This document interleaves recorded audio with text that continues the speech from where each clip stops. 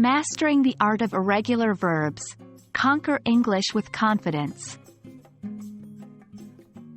Hello, English learners around the world. Today, we'll be delving into an important aspect of English grammar: irregular verbs. Specifically, we'll be focusing on how to use irregular verbs correctly in sentences. Remember, practice is key when it comes to mastering irregular verbs, so get ready to flex those grammar muscles. Let's start by understanding what irregular verbs are.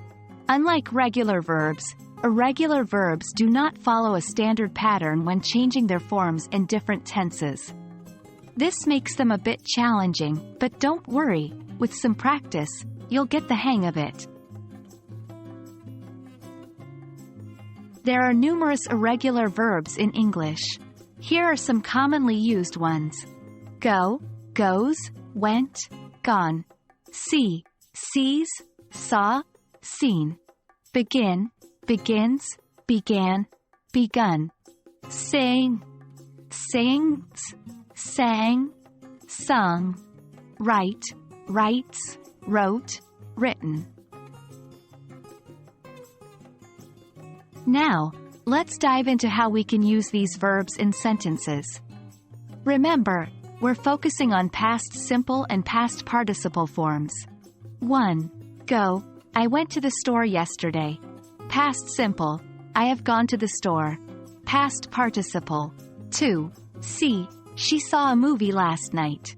Past simple, she has seen the movie. Past participle. 3. Begin, the meeting began at 10 a.m. Past simple, the meeting has begun. Past participle. 4. Sing, he sang at the concert. Past simple, he has sung at concerts before. Past participle. 5. Write, I wrote a letter. Past simple, I have written a letter. Past participle. Alright, now it's your turn. Try to form sentences using these irregular verbs in their past simple and past participle forms. 1. Go. 2. See. 3. Begin. 4. Sing. 5. Write. Remember, practice is key to mastering the use of irregular verbs.